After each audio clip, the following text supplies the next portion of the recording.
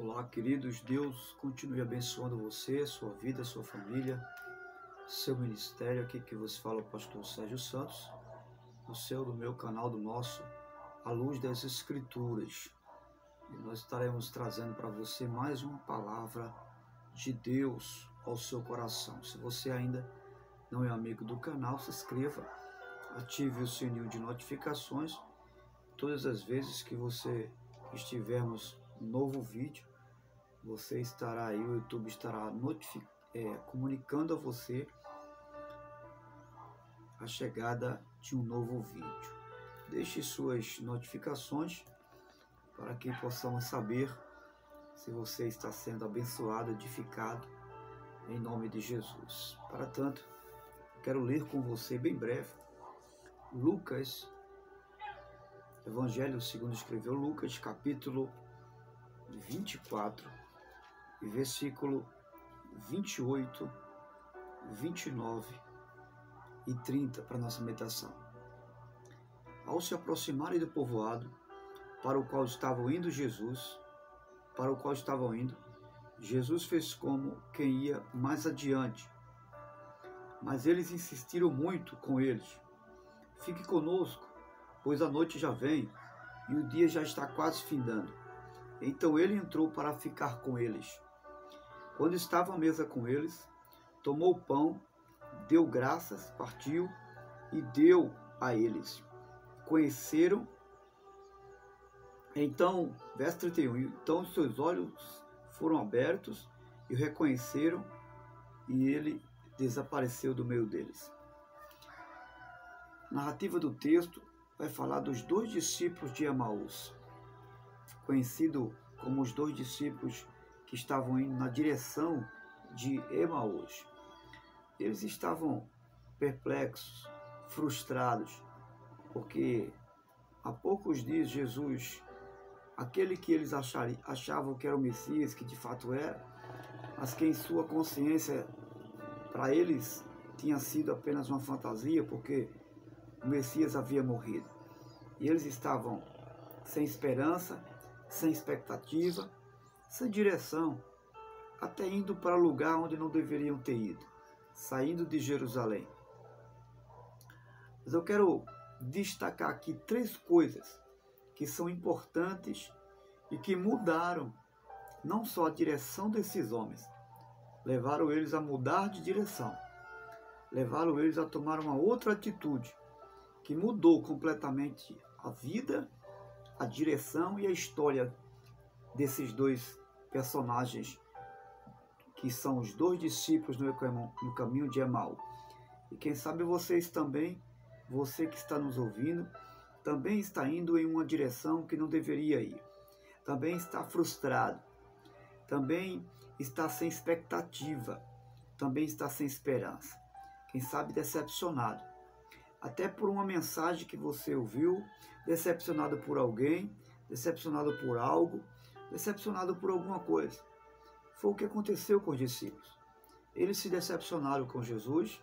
Em suas mentes, Jesus era mais um que apenas prometia e simplesmente prometia. Mas eles estavam equivocados. E quem sabe esse é o seu cenário. O texto vai dizer que no caminho Jesus aparece. E Jesus aparece como uma incógnita, não é? Sem se identificar. Jesus aparece sem dizer quem ele é, mas ele está lá no caminho.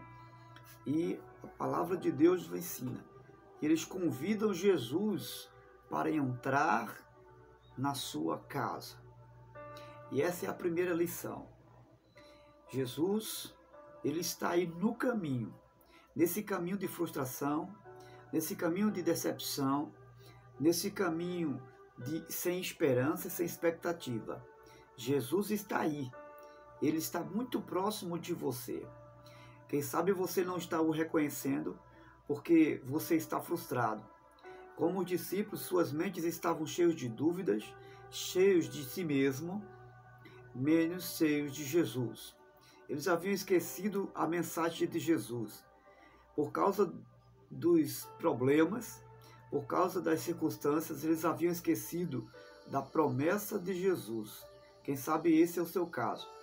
Você não está conseguindo enxergar Jesus aí onde você está, porque sua mente está cheia de tudo menos da sua palavra. Sua mente está cheia de tudo menos daquilo que ele falou para você. Mas Jesus está aí. Convide ele agora para entrar na sua casa. Esse foi o primeiro passo que os discípulos fizeram. Mesmo com a mente cheia de tudo menos de Jesus, mesmo inseguros de tudo menos de Jesus, seguros de si mesmo e inseguros de Jesus, mas eles convidaram Jesus para entrar na sua casa. Eles chamaram Jesus. Chame agora Jesus para entrar na sua casa. Convide Jesus para entrar nesse problema. Convide Jesus para estar com você nessa situação. Peça a Ele para entrar na sua casa. A casa representa não só aonde você vive, onde você está, mas a sua própria existência. Chame Jesus para entrar na sua vida. O segundo passo que aconteceu naquele momento é que eles sentaram à mesa e permitiram que Jesus se posicionasse na mesa como anfitrião da mesa. Jesus estava ali como aquele que estava conduzindo a mesa, a refeição. O que isso significa? Eles permitiram que Jesus não só entrasse na sua casa, que era a vida deles, mas que Jesus direcionasse a vida deles. Que Jesus agora tomasse o rumo da direção deles. Que Jesus agora decidisse a vida deles. Permita que Jesus não só entre na sua casa, na sua vida, mas que Jesus tome a direção da sua vida. Permita que Jesus dê a última palavra. Permita que Jesus direcione você. Permita que Jesus tome a direção do barco da sua vida. Permita que Jesus seja o Senhor da sua vida. Deixe de ditar as regras da sua casa. Deixe de ditar as regras da sua vida. E permita que Jesus tome a direção da sua vida. E terceira decisão, terceira atitude que aconteceu é que quando Jesus senta na mesa, Jesus apresenta o pão, dar graças e compartilha com os discípulos aquele pão. Aquele pão, aquele apresentar o pão a Jesus estava representando a mim e a você. Ou seja, Jesus ali estava representando a minha pessoa, a sua pessoa. O pão que Jesus apresenta e dar graças ao Pai representa a vida de Jesus, como um ato simbólico da nossa existência. Os discípulos que receberam o pão, ao compartilhar o pão com os discípulos, era a representação das pessoas que estavam ao redor de Jesus. O que é que eu aprendo aqui? É que Jesus está nos ensinando que a vida ela só passa a ter sentido e a vida passa a ser enxergada como a vida e com o sabor de existência quando eu compartilho a vida com mais alguém. Jesus representa a minha pessoa. O pão representa a vida de Jesus. E as pessoas que estão ao redor, como a exemplo dos discípulos, representa alguém que eu preciso compartilhar a vida. Compartilhe a vida com mais alguém. Quem sabe você está vivendo uma vida muito isolada, vivendo sozinho. A vida só passa a ter sabor quando eu compartilho ela com mais alguém. Ainda que seja tristeza, ainda que seja de sabores, mas compartilhe com mais alguém. Permita que mais alguém faça parte dessa sua história, porque a vida só tem sabor de vida e de existência quando ela é compartilhada com mais alguém. Compartilhe Jesus com mais alguém. Compartilhe sua vida com mais alguém. E você vai perceber que ela terá sabor de existência. Em quarto ponto, a Bíblia diz que os discípulos, eles voltam para Jerusalém correndo.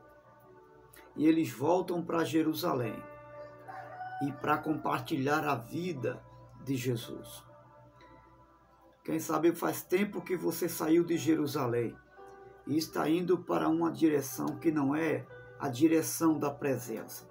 Jerusalém representa a presença de Deus. Jerusalém representa a casa do pão. Jerusalém representa o lugar da provisão. Jerusalém representa o lugar da promessa. Jesus está convidando você para voltar para a casa do pão, para voltar para a casa do Pai, para voltar para a promessa. Faça isso. Deixe de ir na direção de Damasco. Deixe de ir na direção da frustração. Deixe de ir na direção da falta da esperança e volte para Jerusalém, porque Jerusalém é a casa do pão, é a casa do Pai, é a casa da promessa, é a casa do abrigo. Jerusalém é a casa da salvação. Fica aqui com você esta palavra e estes 4 conselhos. Primeiro, convide Jesus para entrar na sua casa. Segundo, permita que ele seja o anfitrião da sua casa. Permita que ele dite as regras da sua vida.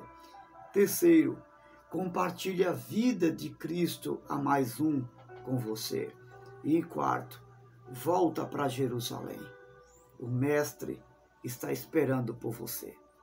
Grande abraço. Se esta palavra edificou e ajudou você, compartilhe com mais alguém. Compartilhe a vida de Cristo com mais um. E seja abençoado.